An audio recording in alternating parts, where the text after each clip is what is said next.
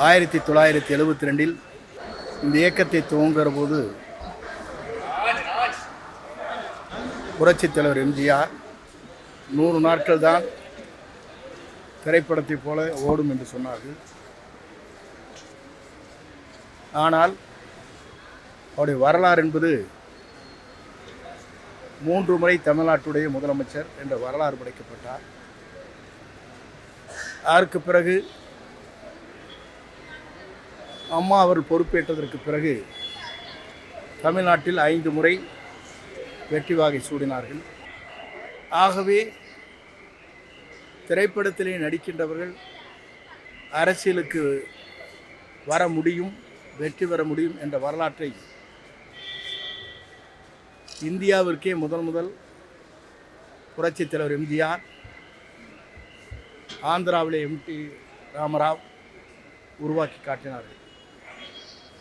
இப்போது இருக்கின்ற நிலை டிவிகேவுக்கும் திமுகவுக்கும் தான் போட்டியை தவிர அண்ணா திமுக என்ற இயக்கம் உங்களை பொறுத்தவரையிலும் அவர் கூறுவதைப் போல நிலை இல்லை. ஏனென்றால் இந்த இயக்கத்தை உருவாக்கி இருக்கிற புரட்சித் தலைவர் படம் இல்லை, புரட்சித் தலைவர் அம்மாவுடைய படம் இல்லை. என்டிஏ கூட்டணியுடைய கூட்டம் பாரதபுரமுடைய தலைமை அங்கே பாரதபுரம் வருகிற போது அந்த நிகழ்ச்சியிலே பின்னாலே வைக்கப்பட்டிருக்கிற பேனரில் இல்லை. அப்படி என்றால் யாரை நம்பி இவர் கட்சியை நடத்துகிறார்? இவர் முகத்துக்காக ஓட்டு போடுகிறார்களா? அந்த அளவுக்கு செல்வாக்கு மிக்கவரா? குறிப்பாக இவர் எந்த தேர்தலிலும் வெற்றி பெற்ற வரலாறே இல்லை. நாடாளுமன்ற தேர்தல், சட்டமன்ற தேர்தல், உள்ளாட்சி தேர்தல் அனைத்துமே வெற்றி பெற முடியாத ஒரு சூழ்நிலை ஏற்பட்டிருக்கிறது என்பதை அவர் உணர்ந்திருக்க வேண்டும். அதை உணராமல் செல்வாக்கு மிக்க தலைவரை, நாளை தமிழகத்தை ஆளப்போகிற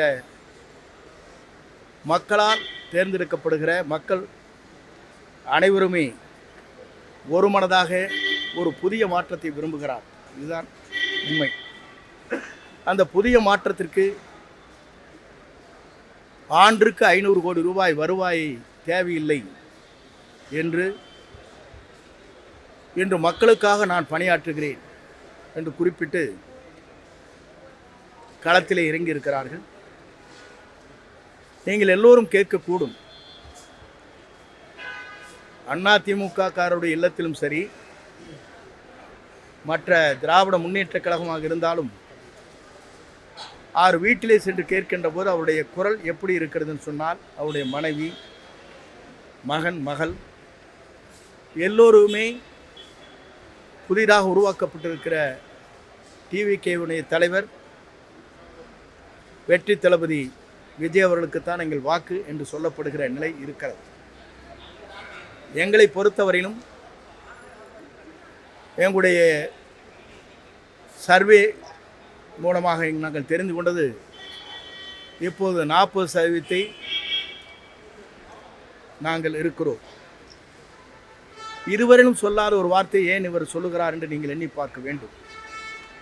தூத்துக்குடியில் நடைபெற்ற நிகழ்ச்சி ஸ்டெர்லைட், இவர் ஆட்சியிலே முதலமைச்சர் 13 பேர்களை குருவிகளை சுடுவது போல சுட்டு கொண்டார்கள். அவர் நேரடியாக பார்த்தாரா? 100 நாட்கள் நடைபெற்ற இந்த போராட்டத்திற்கு ஒரு அமைச்சர் சென்றிருக்கிறார்களா? இல்லை. இன்றைக்கு அதையும் இதையும் பேசிக் கொண்டிருக்கிறார், ஒப்பிடுகிறார் என்று சொன்னால், இவர் முதலமைச்சராக இருக்கிற போது அப்போது சென்றிருக்க வேண்டும். 100 நாட்கள் நடந்த போராட்டத்திற்கு ஒரு அமைச்சர் கூட அங்கே சென்று பேச்சுவார்த்தை நடத்தவில்லை. இன்றைக்கு இவர் பேசுகிறார், அம்மாவுடைய தங்கி இருக்கிற கொடநாடு 2 கொலைகள் ஏற்பட்டதற்கு பிறகு காலையில் தான் எனக்கு தெரியும் என்கிறார் ஒரு முதலமைச்சராக இருப்பவர். அது மட்டுமல்ல, அது தனியாரிடம், அதற்காக நான் சட்டமன்றத்திலே பேசியிருக்கிறார். இவர் எத்தனை முறை அம்மாவிடத்திலே சென்றார் என்பதும் நமக்கு தெரியும். இவர் எப்படி முதலமைச்சரானார் என்பதும் நமக்கு தெரியும். எப்படி தவழ்ந்து வந்தார் என்பதும் நாடு தெரியும்.